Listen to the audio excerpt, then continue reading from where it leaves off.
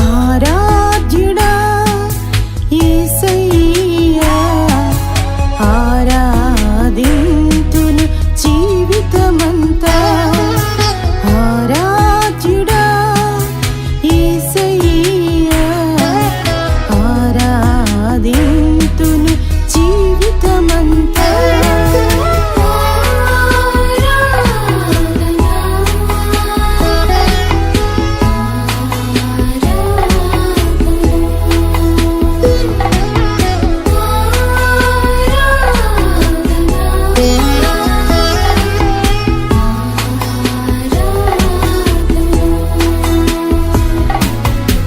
Okay, ఈరోజు మనం దేవుని యొక్క వాక్యమును ధ్యానించడానికి పరిశుద్ధ గ్రంథమైన బైబిల్ నుండి యోవేలు గ్రంథము 2వ అధ్యాయము 16వ వచనాన్ని చదువుదాం. జనులను సమకూర్చుడి, సమాజ కూటాన్ని ప్రతిష్ఠించుడి, పెద్దలను పిలువనంపించుడి, చిన్నవారిని బిడ్డలను తోడుకొని రండి. పెండ్లి కుమారుడు అంతఃపురములో నుండి, పెండ్లి కుమార్తె గదిలో నుండి రావలెను. చదవబడిన లేఖన భాగములో చివరి లైన్లో ఉన్నటువంటి మాటను అందరూ ఒక్కసారి చదువుదాం. పెండ్లి కుమార్తె గదిలో నుండి రావలెను. మరొకసారి చదువుదామండి. పెళ్లి కుమార్తె గదిలో నుండి.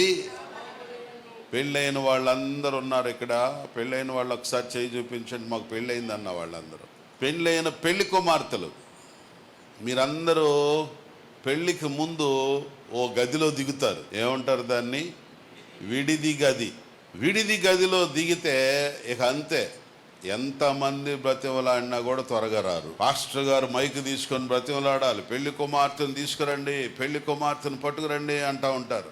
ఎంతసేపు అమ్మా మీరు రెడీ అయ్యేది అంటానే కేకలేస్తూనే ఉంటారు. పెళ్లి కుమార్తె విడిది గదిలో దిగింది అంటే త్వరగా బయటికి రాదు. ఎందుకంటే ఆ గదిలో ఏదో ఆవిడ ఆడుకుంటూ రెస్ట్లో ఉండదు.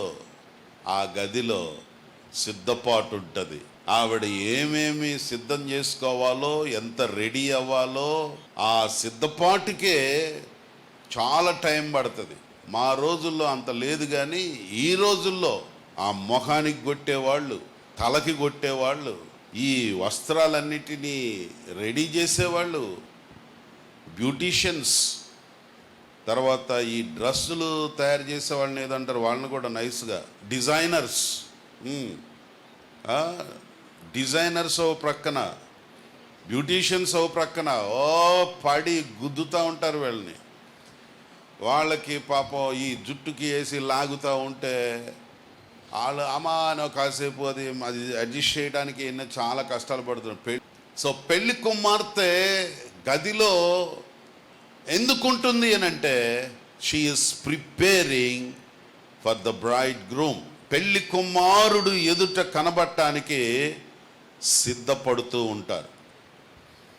పెళ్లి కూతురు ఏమనుకుంటుందంటే, పెళ్లి కొడుకుకి సర్ప్రైజ్ ఇవ్వాలి, పెళ్లి పందిరిలోనే కనపడాలి అనుకుంటుందట. ఆ రోజు అర్థమైంది. పెళ్లి కుమార్తె పెళ్లి పందిరిలో పెళ్లి కుమారుని ఎదుట ప్రత్యక్షం కావాలి. అయితే దానికి ముందుగా పెళ్లి కుమార్తె ఆ గదిలో సిద్ధపడాలి. అందుకే దేవుని వాక్యం చెప్తుంది, పెళ్లి కుమార్తె గదిలో నుండి త్వరగా బయటికి రావాలి. చెప్పండి, పెళ్లి కుమార్తె ఎక్కడి నుండి రావాలి?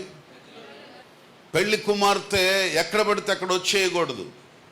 పెళ్లి కుమార్తె ఎటు నుండి వచ్చేయకూడదు. పెళ్లి కుమార్తె she must wait some time in the chamber. English బైబిల్లో వ్రాయబడి ఉంది, let the bride leave her chamber. Chamber అంటే చాలా పెద్ద రూమ్. ఈ మధ్య ఎస్పీ గారు మారారు మనకి. ఎస్పీ గారు రాగానే వచ్చి ఫైల్లో కూర్చొని, పెద్ద ఛాంబర్ అది ఎస్పీ గారి ఛాంబర్. చాలా సీట్లు ఉంటాయి, చాలామంది కూర్చోవచ్చు, మీడియా వాళ్ళు రావచ్చు, ఎవరైనా వచ్చి 10 మంది మాట్లాడవచ్చు. It's called chamber, a big room. English బైబిల్లో రాయబడింది, bride groom, let the braid groom come from the room and let the bride come from the chamber. పెళ్లి కుమార్తె రూము చాలా పెద్దదట, బట్ పెళ్లి కొడుకు రూము అని రాయబడింది. ఇంగ్లీష్లో పెళ్లి కొడుకు ఏమో రూమ్లో నుంచి రావాలని ఉంది. వాడిది ఏముంది, ఓరకు కింద ఒకటి తగిలించుకొని పైన ఒకటి తగిలించుకొని అంత లోపల రావటమే కదా పెళ్లి కొడుకుదే. కానీ పెళ్లి కుమార్తెకి she needs a chamber, she needs someone to do prepare for the braid groom. So ఒక పెద్ద రూమ్, అన్ని ఫెసిలిటీస్, అన్ని వనరులు ఉన్నటువంటి రూమ్లో నుండి, ఆ గదిలో నుండి పెళ్లి కుమార్తె బయటకు రావాలి అని చెప్పబడింది. ఈ సందర్భం యోవేలు గ్రంథాన్ని మీరు తర్వాత చదివినట్లయితే, యోవేలు గ్రంథములో ఇజ్రాయేలు ప్రజలు ఎన్నో శ్రమలు అనుభవించిన తరువాత దేవుడు వాణ్ణి కనికరించాలని ఆశించాడు. అలా చేయాలంటే మీరు ఉపవాసం ఉండి ప్రార్థన చేయండి, అందరూ కూడా బయటకు వచ్చేయండి, మీరు లోపలే ఉండొద్దు. ఎప్పటి వరకు మీరు లోపల ఉన్నారు, మీరందరూ కూడా పెద్దవారిని పిలిపించండి, చిన్నపిల్లలను పిలిపించండి, పనివారిని పిలిపించండి, పెళ్లి కుమార్తెను కూడా పిలవండి, పెళ్లి కుమారుని కూడా పిలవండి.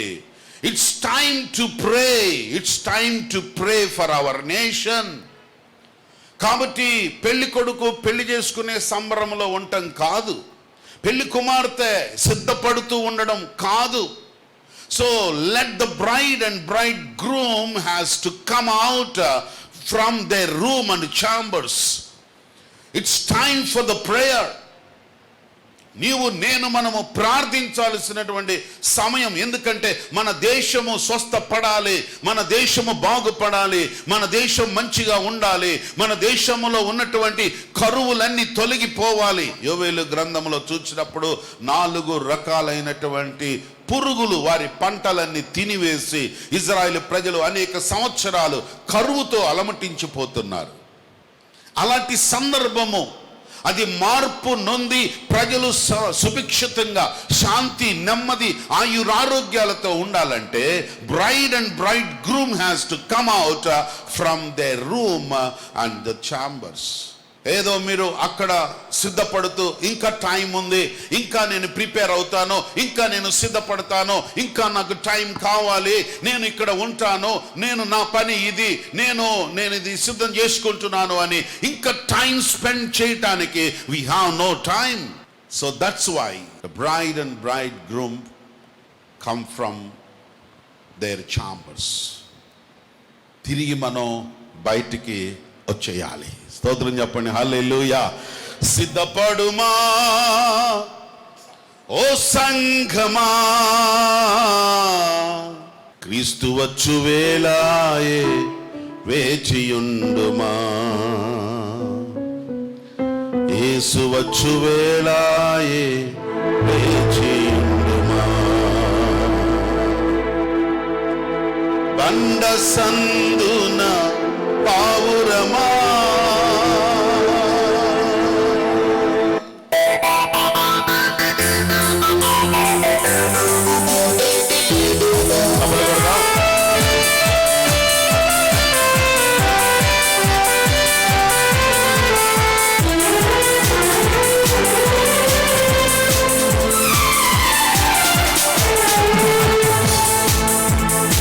బండ సందున పావురమా, వేటు బీటల పావురమా, బండ సందున పావురమా, వేటు బీటల పావురమా.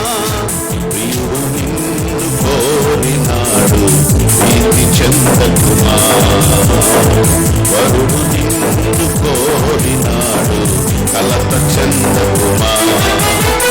సిద్ధపడుమా ఓ సంఘమా, సిద్ధపడుమా ఓ సంఘమా, యేసు వచ్చు వేళ వేచియుండుమా, యేసు వచ్చు వేళ వేచియుండుమా.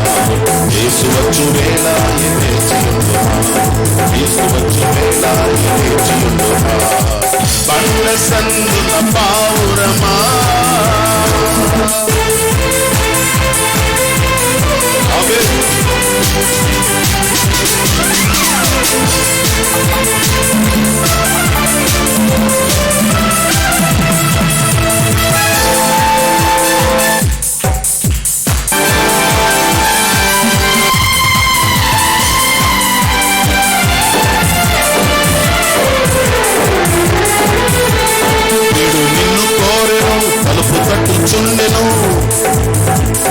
వీడు నిన్ను కోరెను తలుపు తట్టుచుండెను భయమేలవో సంగమా దిగులేలవో సంగమా భయమేలవో సంగమా దిగులేల ప్రియ సంగమా వరుడు యేసు దిగివచ్చు వేళ వరుడు యేసు దిగివచ్చు వేళ నీవు సంసిద్ధమా నీవు సంసిద్ధమా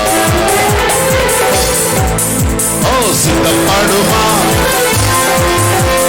సిద్ధపడుమా అవి సిద్ధపడుమా లోకి సిద్ధపడుమా యేసు వేళ వేచియుండుమా యేసు వేళ వేచియుండుమా యేసు వేళ ప్రైజ్ ది లార్డ్ హల్లెలూయా. యేసయ్య అతి త్వరలో రాబోతున్నాడు. యేసయ్య రాకడ దినాల్లో మనం ఉన్నాం.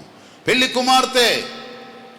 కుమార్తె అనగా సంఘమునకు సాదృశ్యం. యెషయా గ్రంథం 62వ అధ్యాయము 5వ వచనములో చూచినప్పుడు పెళ్లి కుమారుడైన యేసుక్రీస్తు వారు సంతోషించినట్లుగా పెళ్లి కుమార్తె సిద్ధపడి బయటకు రావాలి. ప్రకటన గ్రంథం 19వ అధ్యాయం 7వ వచనములో చూచినప్పుడు పెళ్లి కుమార్తె తనను తాను సిద్ధం చేసుకున్నది గనుక మనందరము కూడా ఉత్సహించి సంతోషించుదాం. పెళ్లి కుమార్తె వస్తుంది అని అంటే పెళ్లి కుమారుడికి సంతోషం కలుగుతుంది. ఆ పెళ్లి కుమార్తె స్టెప్పులు వేసుకుంటూ రావటం, గబగబ రావద్దు అప్పటికే ఆలస్యమైందని అందరూ అంటూ ఉంటారు. కానీ స్పీడ్గా వచ్చేయాలి కదా. కానీ స్లోగా స్టెప్పులుగా నడుచుకుంటూ, అందులో ఆ పరిశుద్ధ అనేది కూడా మా దేవదాసాయి గారు చెప్పినట్టుగా చాలా స్లోగా స్టెప్పులు పరిశుద్ధ అలంగానే ఒక్క అడుగు తీసి 2 అడుగులు తీసి స్లోగా. ఆ పాడేవాళ్ళని గబగబ పాడద్దు, పరిశుద్ధ ప్రభువా అని పాడొద్దా? అలా పాడరు. పెళ్లి కూతురు వచ్చేటప్పుడే అరే శోద్ధ అని రాగాలి. వీళ్ళు కూడా స్లోగా నడుచుకుంటూ వస్తారు. కానీ ఆ పెళ్లి కుమార్తె నడిచి వస్తుంటే పెళ్లి కొడుకు కొంట చూడండి లోపల ఆహా అనుకుంటుంటాడు. నేను చెప్పింది కాదండోయ్, మీరు ఏదో అయ్యగారు పెళ్లిలోకి వెళ్ళిపోయినట్టున్నాడు అనుకుంటున్నారు. యెషయా గ్రంథం 62వ అధ్యాయములో ఉంది 5వ వచనములో పెళ్లి కుమారుడు పెళ్లి కుమార్తెను చూచి సంతోషిస్తాడు అని రాయబడింది. ఎందుకు సంతోషిస్తాడో తెలుసా? ప్రకటన గ్రంథం 19వ అధ్యాయము 7వ వచనములో రాయబడినట్లుగా పెళ్లి కుమార్తె తనను తాను సిద్ధం చేసుకుంది కాబట్టి అందుకోసరము మనందరం సంతోషపడదాం. ప్రియ స్నేహితులారా, పెళ్లి కుమార్తె గదిలో నుండి రావాలంటే సిద్ధపడి రావాలి. టైం అయిపోయింది కదా అని చెప్పి సిద్ధపడకుండా గదిలో నుంచి వచ్చేస్తే పెళ్లి కూతురు అందరు కలిసి ఏం చేయాలి, మళ్ళీ లోపలికి లాక్కొని పోతారు. ఎందుకంటే పెళ్లి కూతురికి ఉండవలసిన సిద్ధపాటు అంతా కూడా ఉండాలి. కాబట్టి ప్రియ స్నేహితులారా, ఈ ఉదయకాల సమయములో పెళ్లి కుమార్తె బయటికి రావాలి అనంటే షీ మస్ట్ ప్రిపేర్, సిద్ధపడాలి, తనను తాను సిద్ధం చేసుకోవాలి. నేను ఎప్పుడు ఒక ఆయన ఈ ప్రసంగం చేయడం విన్నాను. పెళ్లి కుమార్తె గదిలో నుండి రావాలంటే గదిలో ఏమేమి సిద్ధపడాలి అనని ఆయన ఎవరో ప్రసంగం చేస్తూ వచ్చారు. 1-2 పాయింట్లు విన్నట్టున్నాను. పెళ్లి కుమార్తె గదిలో అద్దం ఉంటుంది కాబట్టి వాక్యముల అద్దములో మనల్ని మనం చూసుకోవాలి. పెళ్లి కుమార్తె వస్త్రాలు ధరించుకుంటది, నూతన వస్త్రములు, రక్షణ వస్త్రాలు అలంకరించుకోవాలి. పెళ్లి కుమార్తె అలంకరించుకుంటది, అలాగే పరిశుద్ధమైన అలంకరణలు మనము కలిగి ఉండాలి అని ఇలాగూ ప్రసంగం చేస్తూ వచ్చారు. ఇవన్నీ కూడా ఒక వ్యాఖ్యానముగా ఆయన మాట్లాడుతూ ఉన్నప్పుడు లేఖన ప్రకారము లేఖలు గదిలో, సంఘము గదిలో చేయవలసినది ఏమిటి అని నేను ఆలోచించడం మొదలుపెట్టాను.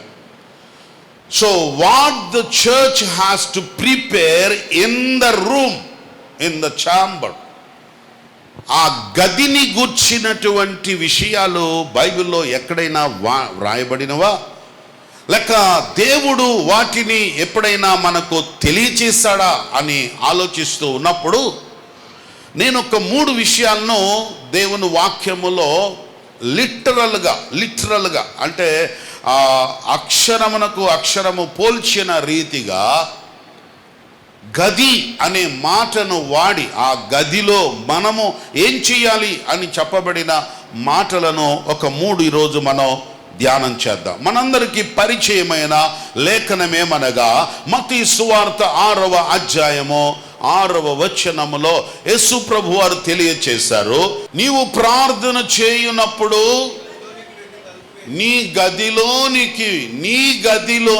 వెళ్ళి, నీవు ప్రార్థన చేయునప్పుడు నీ గదిలోనికి వెళ్ళి నీవు ప్రార్థన చెయ్యాలి. యేసు ప్రభు వారు ఇక్కడ ఒక రూమ్ గురించి మాట్లాడుతూ వచ్చారు.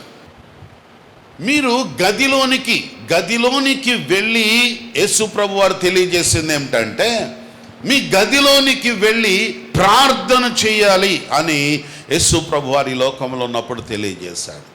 సో పెళ్లి కుమార్తె అయిన సంఘము గదిలో చేయవలసింది ఏమిటంటే ప్రార్థన చేయాలి. సంఘము ఈ దినాలలో ఎక్కువగా ప్రార్థించవలసిన అవసరత ఏర్పడుతూ ఉన్నది. సంఘానికి ప్రార్థన భారము పెరగాలి. మన సంఘములో 24 hours చైన్ ప్రేయర్ నడుస్తుంది. I'm very happy. ఆస్ట్రమ్మ గారు వచ్చిన దగ్గర నుండి ఫస్టే ఆ యొక్క ఫైల్ని చేపట్టారు.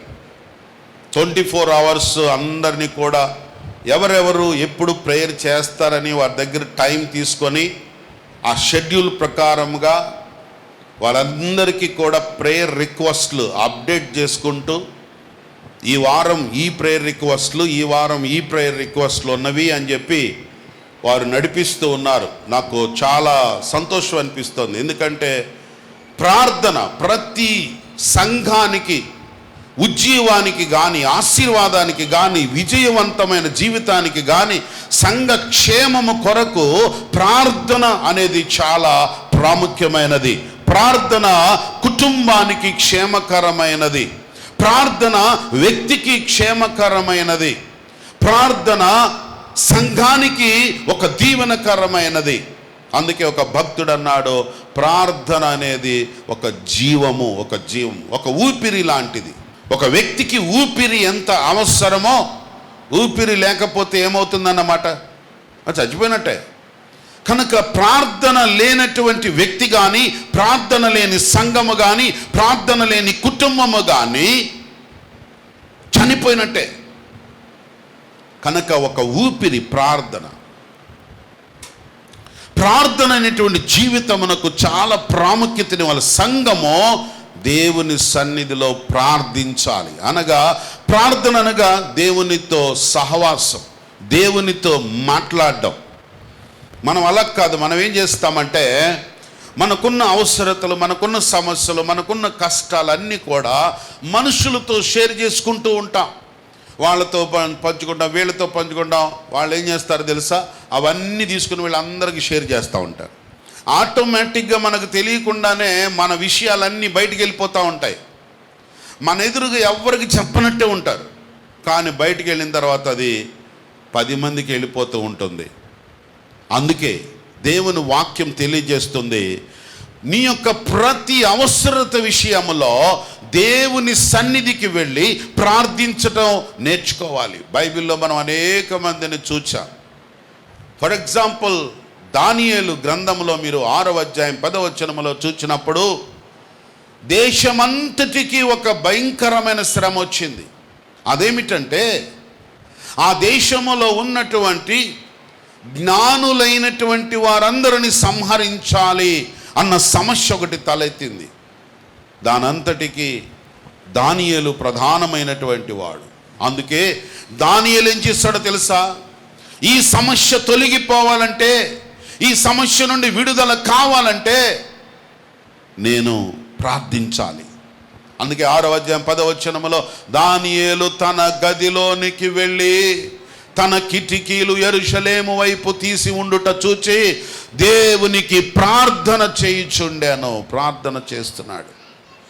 My dear brothers and sister, we must pray to God. దేవునికి మన విషయాలు చెప్పుకోవాలి, దేవునికి మన అక్కరలు చెప్పుకోవాలి, దేవునికి మన సమస్యలు షేర్ చేసుకోవాలి. అది ప్రార్థన జీవితంలోనే మనకు నేర్పించబడుతుంది. కనుక మనము సంఘము ప్రార్థనకు సమయాన్ని ఇవ్వాలి, ప్రేయర్కి ఎక్కువ సమయం ఇవ్వాలి. ఈ మధ్య నేను ఒక ఫ్యామిలీని విజిట్ చేశాను. ఆ యొక్క ఫ్యామిలీలో చాలా లాస్ అయిపోయారు. ఈ మధ్య ఒక యాక్సిడెంట్ అయి ఇంట్లో పడి ఉన్నారు. ఆయన చాలా బాధపడుతున్నారు. ఒక్కటే రియలైజ్ అయ్యాడు నేను వెళ్ళినప్పుడు. ఆయన రియలైజ్ అయ్యింది ఏంటంటే, నేను జాబ్ చేసే టైంలో కానీ, నేను బిజినెస్ చేసే టైంలో కానీ అపవాది వాడు నా సమయాన్ని దొంగిలించాడు.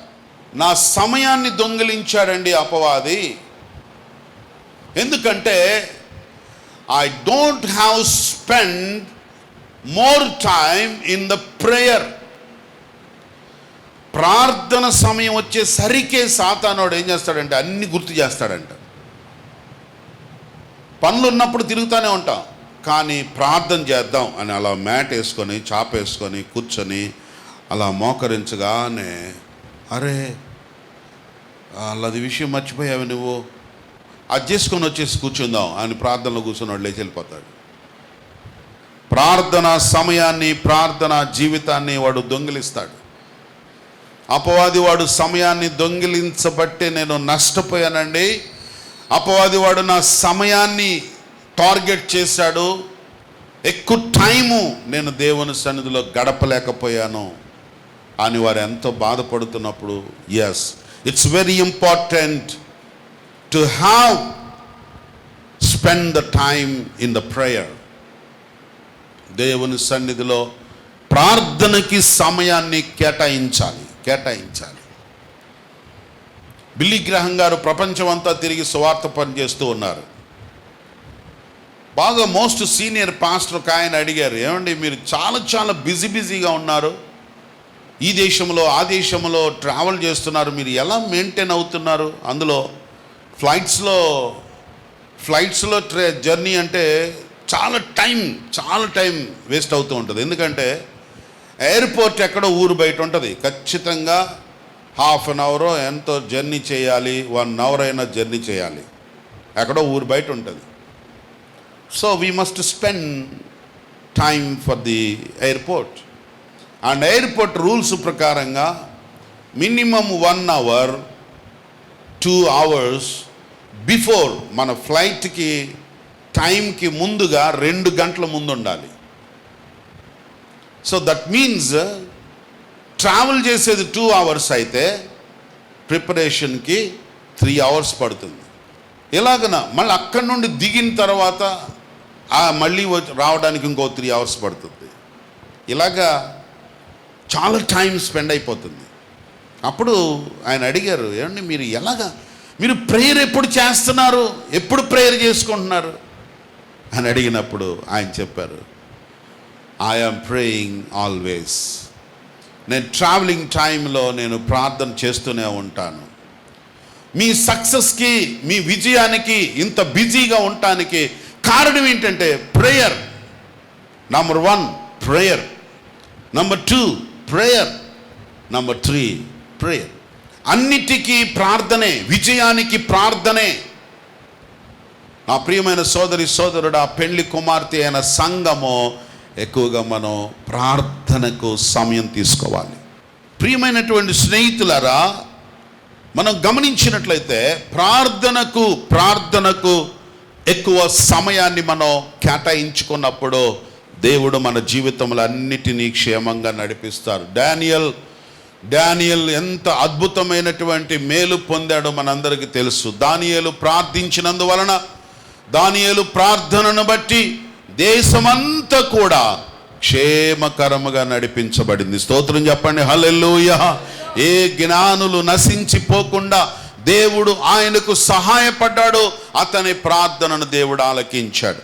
బైబిల్లో అనేక మంది ప్రార్థించి విజయాలు పొందిన వారు. అక్కరలు కలిగినటువంటి హన్నా దేవుని మందిరానికి వెళ్ళి ప్రార్థించింది, గొప్ప విజయాన్ని పొందుకుంది. స్తోత్రం చెప్పండి, హల్లెలూయా.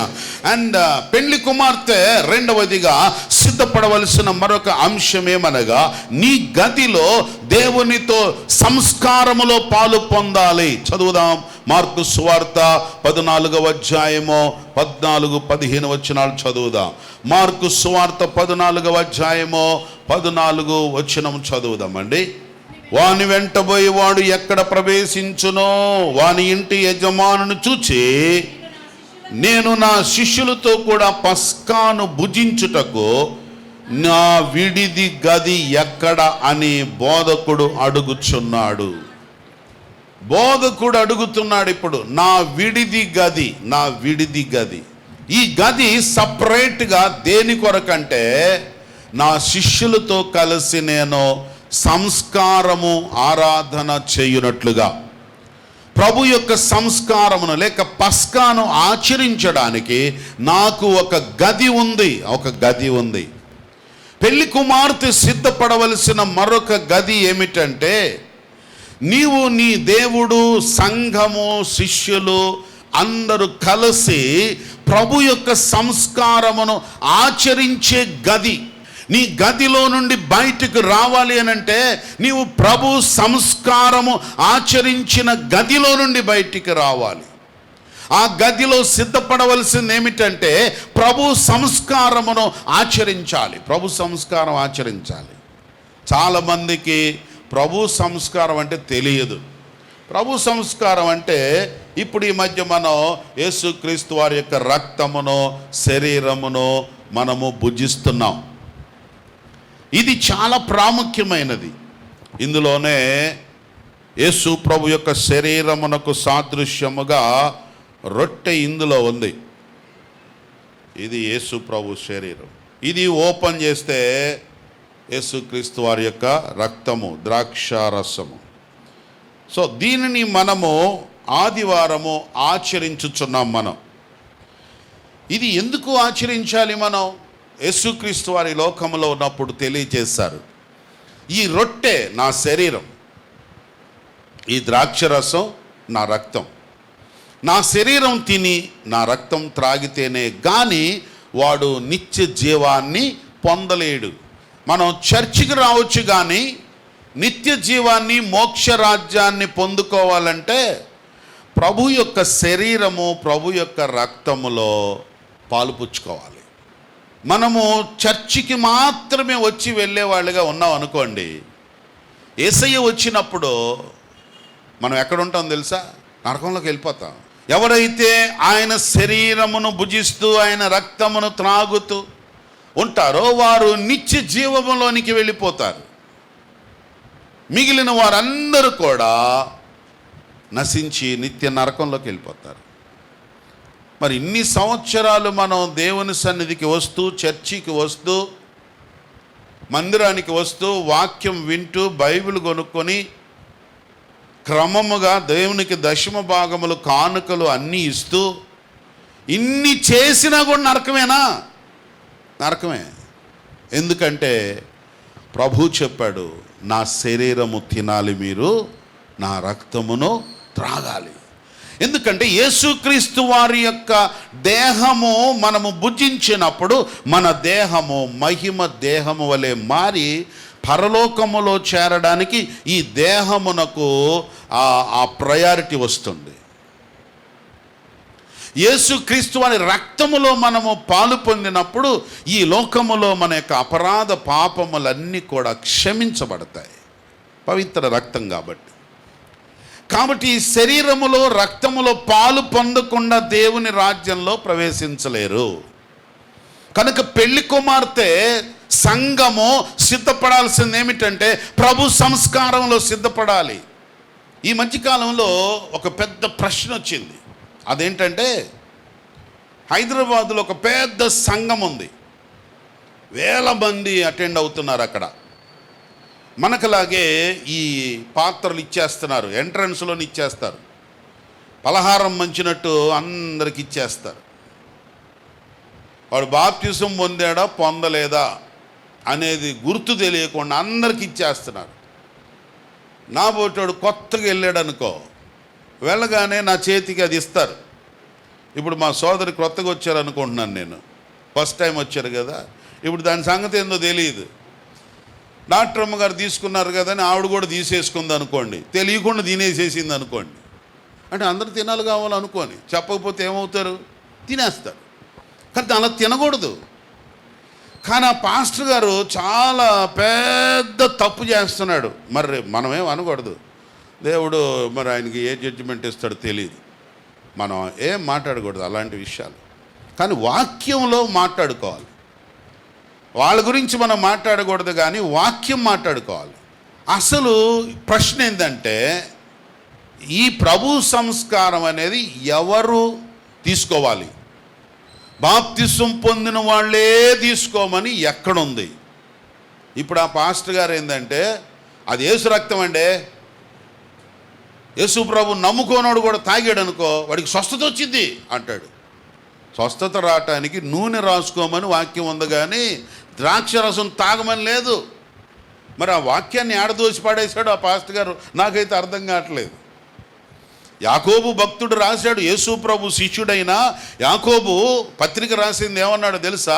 మీలో ఎవడైనా రోగిగా ఉన్న ఎడల వాని మీద నూనె రాసి చేతులుంచి ప్రార్థించండి, విశ్వాస సహితమైన ప్రార్థన రోగిని బాగు నూనె అమ్ముకో, ఎంత అమ్ముకుంటావో.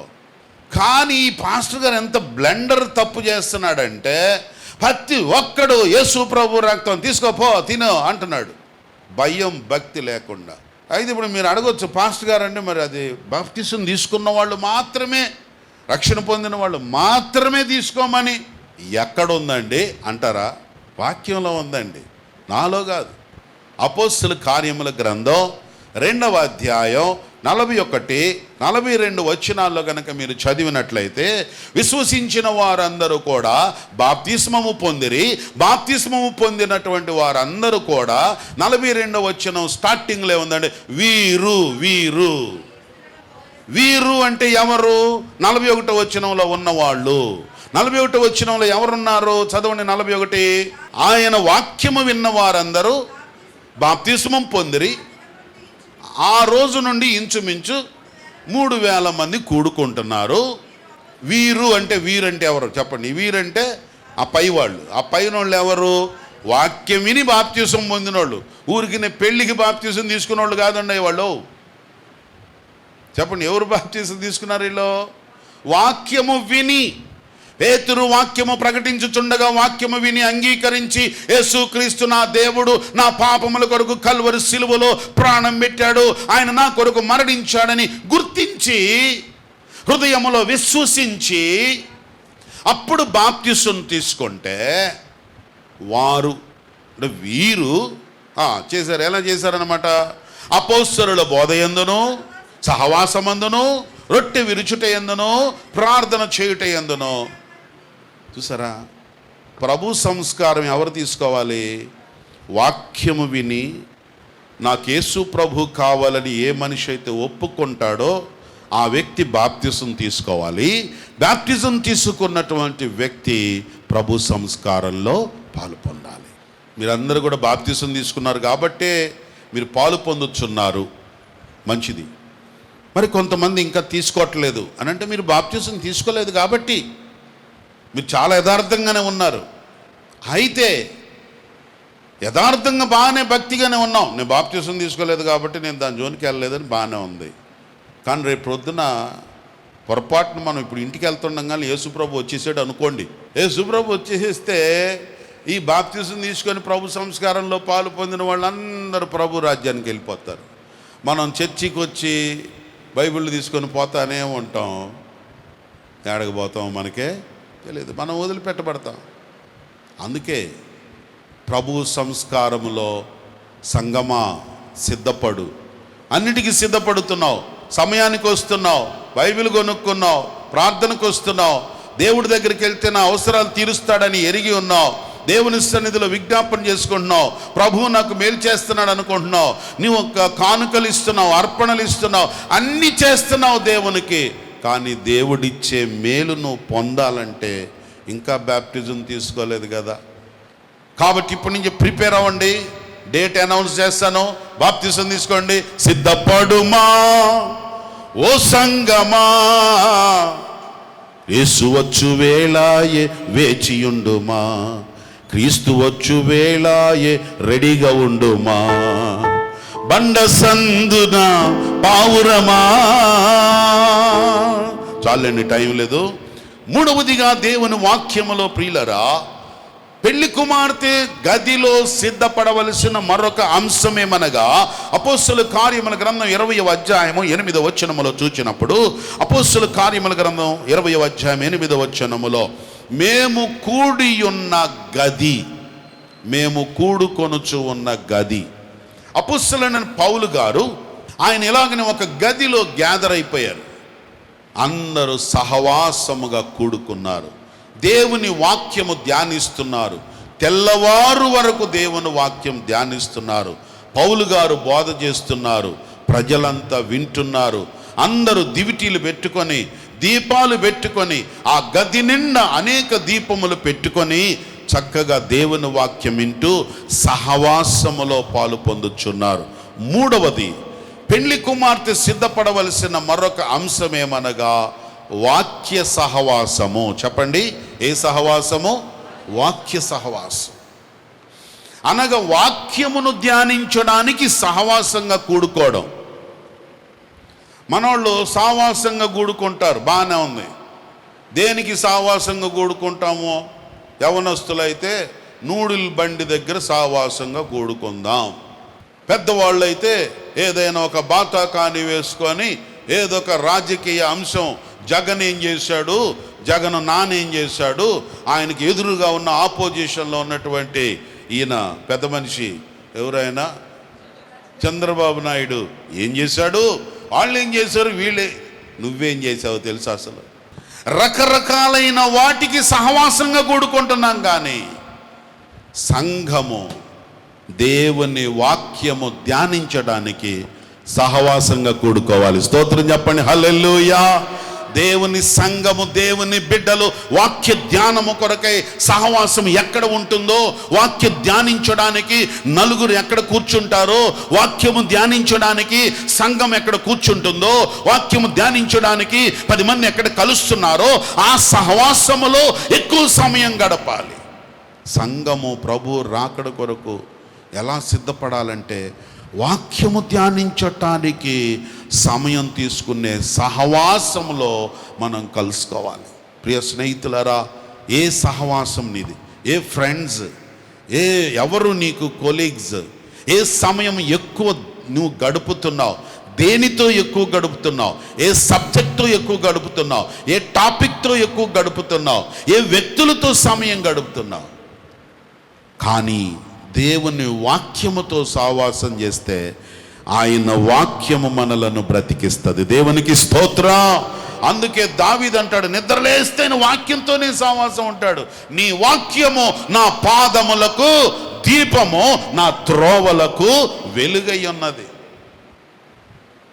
పాదాలకు దీపం అంటే నా పాదం ఎక్కడ పడుతుందో జాగ్రత్తగా, దీపం ఉన్నప్పుడు మన పాదాలు ఎక్కడ పడతాయి, ఏ గుంటలో పడో, ఏ ముళ్ళల్లో పడో, ఏ రాళ్ళల్లో పడో, ఏ తుప్పల్లో పడవో. ఎందుకంటే పాదాలకు ఏముందన్నమాట, లైట్లు ఉన్నాయి.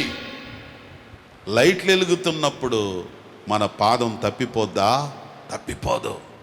మన వేసి తప్పిపోవు, మన మార్గాలు తప్పిపోవు, మన ఆలోచనలు తప్పిపోవు. మనం వేసే ప్రతి అడుగు కూడా క్షేమకరంగా ఉంటుంది. స్తోత్రం చెప్పండి, హల్లెలూయా. అదే భక్తుడు దావీదు అన్నాడు, దేవా నీ వాక్యము ధ్యానిస్తున్నాను కాబట్టి నీ వాక్యము నా అడుగులకి ఒక్కొక్క వెలుగులాగా ఉంటుంది. రైట్ వేలో I'm walking in the right way because your word is the light to my feet. ఏ అడుగు ఎక్కడ వెయ్యాలో, ఎక్కడ స్టెప్ తీసుకోవాలో, ఎక్కడ డెసిషన్ తీసుకోవాలో, ఎక్కడ నేను నడవాలో, ఏ విధంగా నడవాలో అది నీ వాక్యము నాకు ఒక దీపములాగా నడిపిస్తుంది. దేవుని వాక్యం ఎవరైతే కలిగి ఉంటారో వారి యొక్క పాదాలకు దీపం ఉంటుంది, త్రోవలు. సో ఆయన వెళ్ళవలసిన మార్గం ఏదైతే ఉందో, ఏ వే అయితే ఎన్నుకున్నాడో ఆ వే అంతటికి కూడా ఏమంటాడు, నీ వాక్యము నా త్రోవలకు వెలుగై ఉన్నది. అంటే ఆయన వెళ్ళవలసిన గమ్యాన్ని ఇక్కడ నుండే చూడగలుగుతాడు. స్తోత్రం చెప్పండి, హల్లెలూయా. కొంతమంది ప్రయాణం చేసేటప్పుడు వాళ్ళు ఎక్కడికి వెళ్తున్నారో వాళ్ళకి గమ్యమో తెలియదు. గమ్యమిలేని ఓ బాటసారిని, నీతో ఉన్నాను భయము లేదన్నావు. మనము బాటసారులం, గమ్యము లేని వాళ్ళం. కానీ ప్రభు అన్నాడు, నీతో ఉన్నాను భయము లేదన్నావు. నా శక్తి చేత కాదు, నీ ఆత్మ ద్వారానే. నా శక్తి చేత కాదు, నీ ఆత్మ ద్వారానే వాగ్దానము నెరవేర్చి వారసునిగా చేశావు. వాగ్దానము నెరవేర్చి వారసునిగా చేశావు. యేసయ్యా యేసయ్యా నా యేసయ్యా, యేసయ్యా యేసయ్యా నా యేసయ్యా. నీతో గడిపే ప్రతి క్షణము ఆనంద బాష్పాలు ఆగవయ్యా. నీతో గడిపే ప్రతి క్షణము ఆనంద బాష్పాలు ఆగవయ్యా. కృపతలంచగా మేలు యోచింపగా, కృపతలంచగా మేలు యోచింపగా, నాగలమాగదు స్తుతించగా నిన్ను కీర్తించగా. యేసయ్యా యేసయ్యా నా యేసయ్యా, యేసయ్యా యేసయ్యా నా యేసయ్యా, యేసయ్యా యేసయ్యా నా యేసయ్యా, యేసయ్యా యేసయ్యా నా. గమ్యము లేనటువంటి మన జీవితాలకి, మన త్రోవలకి ఆయన వెలుగు. దేవుని వాక్యం ఎలా ఉంటుందో తెలుసండి, ఒక వెలుగు నీ మార్గం అంతటికి. ఫర్ ఎగ్జాంపుల్ నా లైఫ్ అదే చెప్పాలి. 1984 సంవత్సరంలో గ్రాడ్యుయేషన్ అవుతుంది, బైబిల్ ట్రైనింగ్ పూర్తయిపోతుంది.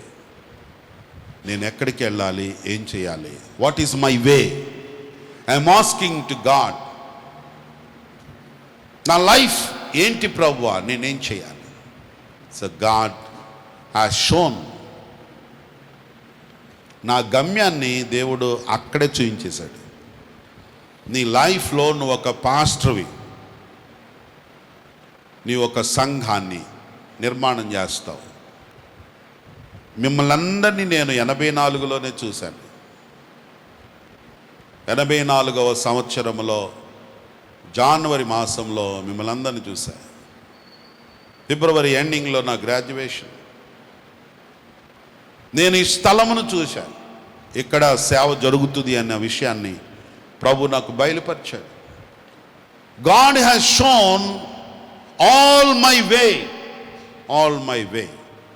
నేను ఎక్కడ ఎండ్ అవుతానో, ఏ పరిస్థితిలో ఉంటానో, ఏ సేవలో ఉంటానో, ఎక్కడ ఉంటానో, నా త్రోవంతటిని ఒక్క ఒక్కసారి అలా లైట్ వేసాడు, ఫోకస్ చేశాడు. సో అందువలన నాకు గమ్యం తెలుసు, నేను వెళ్ళే మార్గం నాకు తెలుసు. ఇప్పుడు నేను వెళుతున్నటువంటి వే నాకు అర్థమవుతున్నటువంటి వే. నేను ఇంకా గోల్ రీచ్ అవ్వలేదు, ఇంకా గోల్కి వెళ్ళాలి అనేది నాకు కనబడుతూనే ఉంటుంది. వాయ్? ఎందుకు తెలుసా? భక్తుడు అన్నాడు దావీదు, నీ వాక్యమో నా త్రోవలకే వెలుగు. ఏ మార్గం అయితే నేను ఎన్నుకున్నానో, ఆ రోజు దేవుడు నాకు ఇచ్చిన ప్రామిస్ ఏంటో తెలుసా? అప్పటి వరకు నా కుటుంబం అంటే తల్లిదండ్రులు, తమ్ముళ్ళు అందరూ కూడా, నాన్నగారు చనిపోయారు 82లో, అమ్మగారు, పిల్లలు అందరూ ఆకలితో అలమటించిపోతున్నారు. ఇక్కడున్న పూరి పాకలు కూలిపోయాయి. కూలిపోయిన పాకల మధ్యలో కూర్చుని బిక్కుబిక్కుమంటూ ఎవరు పలకరించేవాడు, ఎవరు మాట్లాడేవారు, ఎవరు సహకరించేవారు ఎవరు లేరు. ఒక బర్డ్స్, ఒక పక్షుల్లాగా దేవుని వైపు చూస్తున్న దినాలవి. నా గ్రాడ్యుయేషన్ అయిపోతుంది, నేను వస్తాను ఇంటికి. ఇంటికి వచ్చిన తర్వాత what I have to do for my family. నేను ట్రైనింగ్కి వెళ్ళక ముందు నా కుటుంబాన్ని నేను కష్టపడి పోషించా. కూలి పనులు చేశా, బేల్దార పనులకి వెళ్ళా, మట్టి పనులు చేశా. ఇవన్నీ చేసి నా కుటుంబానికి అండగా నిలబడ్డాను. But God has called me. నువ్వు నన్ను సేవకు రమ్మన్నావు ప్రభువా. కుటుంబాన్ని అలాగ వదిలేసి వచ్చేసాను. మా మమ్మీ, తమ్ముళ్ళు, పిల్లలు, చెల్లెళ్ళు అందరూ ఏడుస్తున్నారు. దేవుడు అన్నాడు, Sudarshan, when you step in your land I will take care about your family. February మాసంలో వచ్చాను. మార్చి నుండి మా కుటుంబానికి ఆకలి తెలియకుండా ప్రభు పోషించాడు. దేవునికి స్తోత్రం. చప్పలు కొట్టి ప్రభు నామాన్ని మహిమపరుద్దాం. God has shown me the way of my whole life. My dear brother, when you read the Bible, when you read the word of God, it is the light for you. అందుకే సంఘము వాక్య సహవాసానికి ఎక్కువ సమయం ఇవ్వాలి. స్తోత్రం చెప్పండి, హల్లెలూయా. 3 విషయాలు మనం సంఘం చేయాలి. చెప్పండి. నంబర్ 1, మన గదిలో ప్రార్థించాలి. రెండవది, మన గదిలో సంస్కారం కలిగి ఉండాలి. మన గదిలో వాక్య ధ్యానము ఉండాలి. కళ్ళు మూసుకోండి, ప్రార్థన చేద్దాం.